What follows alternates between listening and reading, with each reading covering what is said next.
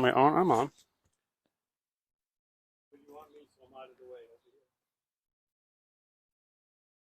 Hey everybody, Sayre at Nova. And this time around we are looking at a double special bike for me. I say double special because it's a Norton, it's a Commando. If you watch these videos, you know I have a soft spot in my heart for these things. And then the other part is this is not just a Norton, it's a Dunstall Norton. If you don't know, Paul Dunstall was an English tuner in the 60s and into the 70s. He started off with Nortons, and he was working on the Dummy Racers and the Atlases, the precursors to the Commandos.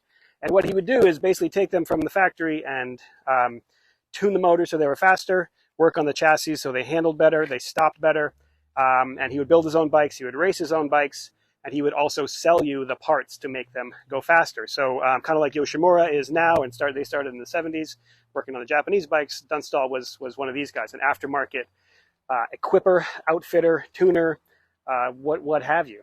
So the Commando itself was already an interesting bike out of the box. It was well, triple people will argue against me, but one of the only two British superbikes, I'll say.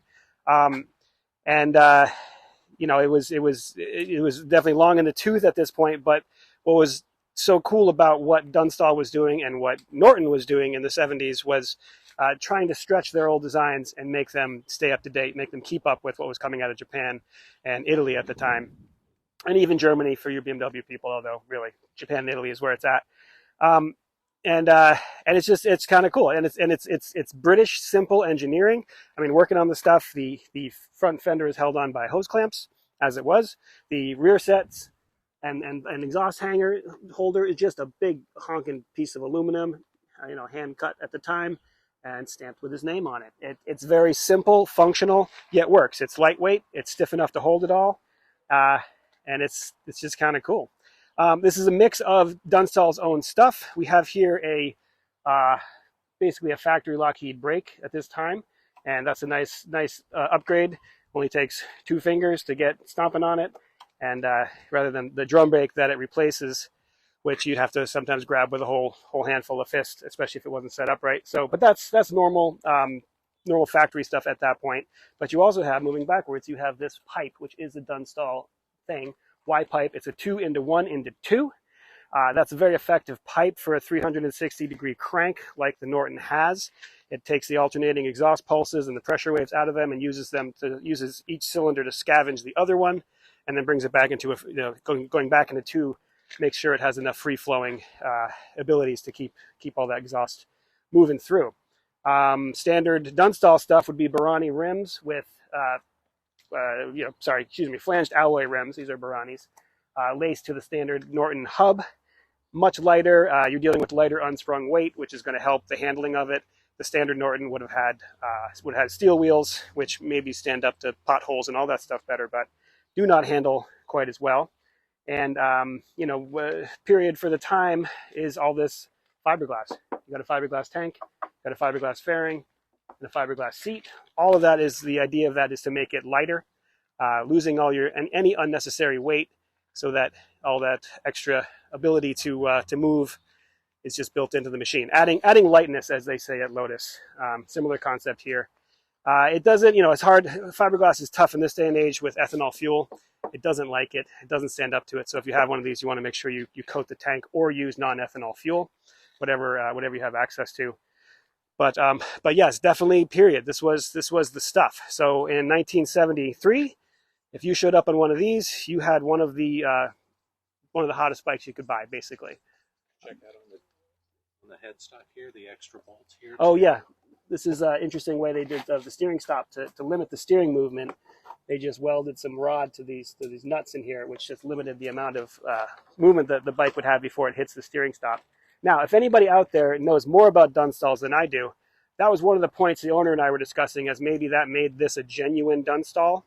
I don't know how Paul Dunstall and his company did that, but it is kind of interesting. So, and the thing was, you could buy a whole bike from Dunstall. He would buy the basic bits from Norton, and then add his stuff, add his tuning, add his bits to it, and sell them whole. But you could also buy all of this as a kit.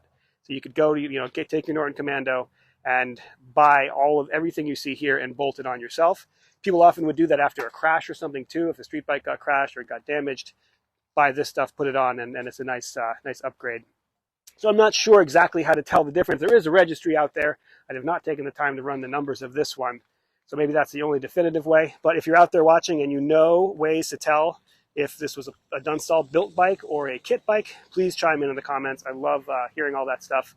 All these bikes were before my time. I'm just a child in all of this. So there's a lot I don't know about the period and how to tell this stuff. But I really love it. Yeah, I haven't even heard this one yet. I actually forgot to start it. So thankfully the owner is going to give me a couple more minutes.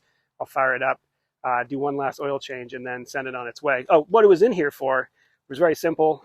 There was a fork leak, and it seemed like maybe it was a fork seal, but these road holder forks, these Nortons, their damper rod sealing washer is inside the fork. It's very easy to get it gunked up. It's very easy to miss it when you rebuild them. It's also they get compressed and they lose their ability to seal. So they were leaking actually out of the bottoms, not the tops. And I came in and I said, well, these are dry. Everything's dry here, but you have leaks down here. So we took those apart, found the forks had been the seals were really compressed and not doing anything, as well as being pretty gunked up. So did that, and then customer had already had all the brake parts rebuilt, so all I had to do was assemble them, bleed them, and that part was good to go. Tighten up the exhaust a little bit. These are Commando exhausts are always flexible, let's say, to be nice. Falling off is another way to say it.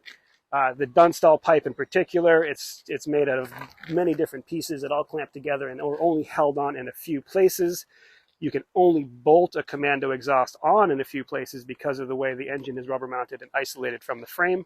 If you try to bolt it on to the frame, it will crack the exhaust. So it's sort of it's one of the flaws of the design of the ice elastics, and something you just kind of start to live with as a Commando owner, tightening up your exhaust all the time, picking up pieces occasionally rolling down the road.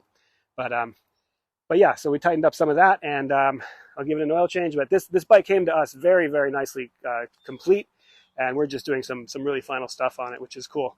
I look forward to seeing it at shows. I look forward to hearing it, hopefully riding by here every so often. And yeah, double cool bike. What can I say? Where are you going to be this weekend? Oh yeah, this weekend we are racing at Thompson, Connecticut. We have 2 days to get our bikes together. We will be selling hiding out tires, vintage racing tires,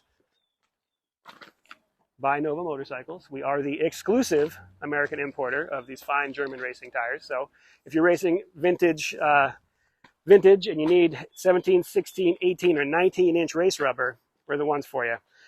So hit us up. Yeah, and wish us luck. We'll be at Thompson. I'll be racing my Yamaha. Bailey will be racing a new to her Aprilia 70cc. We got Sam on his Aramaki and Isaac on his Honda 350 cheater bike.